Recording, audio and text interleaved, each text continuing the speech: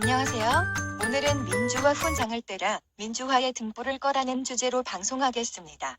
김종인과 심상정이 만나서 미통당과 정의당이 힘을 합쳐서 삼성을 개혁하고 통합정국으로 가겠다고 선언했습니다. 세계 소기 1등 기업을 개혁하겠다는 것은 문재인이 초등학교의 한국반에서 1등하고 있는데 문재인을 개혁하여 꼴찌로 만들자는 계약이 아니고 대체 뭡니까? 전교 1등하는 아들이 장까지 봐서 집에 들어왔는데 마스크 쓰고 기침 좀 한다고 엄마가 완 코로나 걸릴까 봐서 자식을 내쫓는 거나 뭐가 다릅니까? 고생한 1등 아들을 쫓아내고 자기만 살겠다고 약까지 뿌려대고 있네요. 문재인 같은 참 한심한 엄마입니다. 방송에 앞서 구독, 좋아요 알림 설정을 하신다면 이번 국회의원 때 대국민 사기로 당선된 자익들이 서로 악수하다가 모조리 의한 코로나에 걸려서 세상을 하직하는 줄초상의 행운이 따를 것입니다.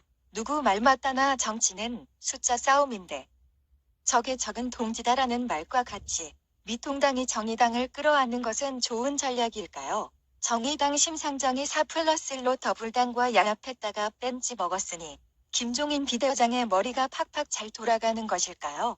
예전에 김대중이가 대우를 공중분해시켰듯이 문재인이 더불당의 가짜 국회 180석을 이용하여 삼성도 공중분해시키려고 똑같은 짓을 벌인다면 우파 국민들은 벌떼같이 일어날 것이고 가뜩이나 부정선거에 이를 갈고 있는 성난 늑대들의 불난집에 기름을 붓는 벽이 될 것입니다.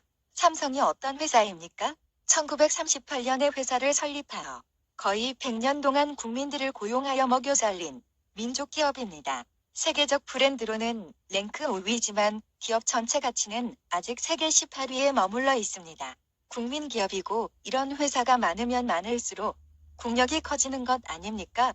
이런 기업들을 장려하여 더 많이 만들고 키워도 모자랄 판에 공산당 좌익들은 반기업 정사로 그저 삼성을 잡아먹지 못해서 안달입니다. 최순실 딸에게 말 3마리 스포츠 융성을 위해 기부했다고 감옥에 1년간 쳐넣더니 이재용을 400여 차례나 검찰에서 불러내고 이번에 또 구속영장을 청구했다니 백성들을 먹여 살리는 기업가를 이렇게 닥달하는 나라가 세상 천지 어디에 있습니까? 단순히 정치적 목적으로 돈을 뜯으려는 수작이라면 모르겠지만 삼성을 먹으려 든다면 절대 국민들이 가만히 있지 않을 것이고 이번엔 청와대 문을 부수고 들어갈 판입니다. 한편 이명박 패거리들이 박근혜 대통령의 사기 탄핵을 주도한 목적은 내각제 개헌이었습니다.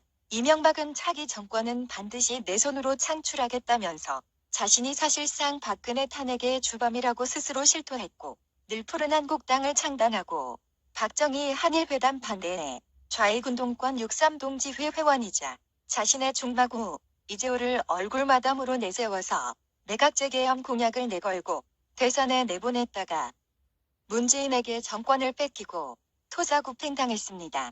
같은 좌익운동권 태거리들에게도 학문 과력근이 물려서 감옥에까지 간 등신 중에 상등신이 이명박입니다. 이명박은 1992년 민자당 김영삼의 추천으로 국회에 비례로 입성했죠. 더불당의 비례로 입성한 윤미향과 하등 다를 바 없습니다. 윤미향과 소녀상이 떼박으로 닮은 것이 아무래도 기획한 물건처럼 닮은 것 같지 않습니까?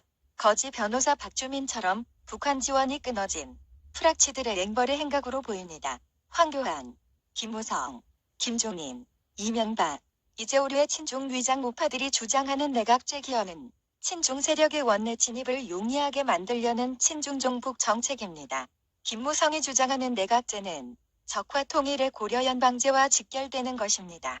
내각제의 세력은 종북 친중 세력이며 그림에 보이는 미래통합당의 개헌 22적들은 문재인보다 더 악랄한 종북 우파 내국노들입니다.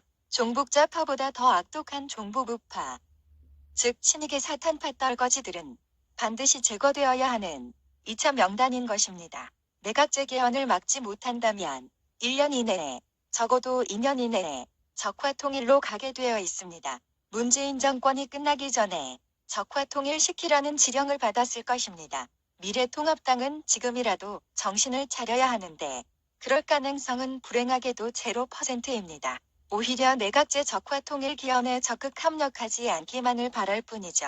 그나마 미통당이 개헌 저지선은 아슬아슬하게 지켰고 무소속 의원 4명까지 합치면 총 107석인데 박근혜 탄핵 때처럼 내부 총질에 틈길 배신자들만 나오지 않는다면 내각제와 연방제 개헌은 얼마든지 막아낼 수 있습니다.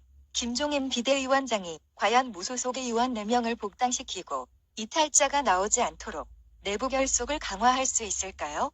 김종인과 김무성은 친중판 홍석현의 꼬붕이고 문재인과 한패인데 말입니다.